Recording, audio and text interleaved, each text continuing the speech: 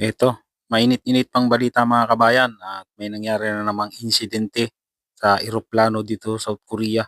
at pagmamay-ari din ito ng Koreano at mabuti na lang at nangyari ay sa baba, nasa baba yung eroplano. May narinig daw na tumunog sa may likuran ng eroplano, di malaman kung ano yung parang may sumabog daw sa likod ng eroplano at nasunog nga at muntikan na namang maraming mamatay na mga Koreano dahil lang sa insidente sa mga eroplano dito ano at parang nakakatakot ng sumakay ng mga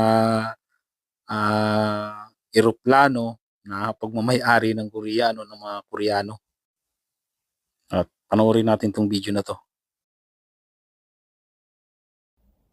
A dramatic escape for these passengers at Korea's Gimhae International Airport, on the other side of the peninsula from where the Jeju air disaster claimed 179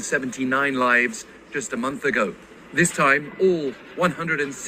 passengers, 6 crew members and 1 maintenance worker escaped, with just 7 people reportedly sustaining minor injuries while evacuating. They'd been due to take off for Hong Kong from Gimhae International Airport via an Air Busan flight late Tuesday, but the Airbus A321-200 aircraft in question caught fire at around 10:15 p.m., leading to this scene where passengers were forced to flee via emergency slides. By 10:34 p.m., firefighters were on the scene, with the flames being completely extinguished by 11:31 p.m. You can see smoke outside the aircraft as passengers escape, but if they'd been on board when flames engulfed the body of the plane, this incident could have been much worse. Just escaping with 35,000 pounds of aviation fuel on board was a perilous process, but imagine if the plane had taken off on time, if it had not been delayed, if the fire had started mid-air. One passenger described sound from a luggage rack at the back of the plane. Smoke apparently grew thicker,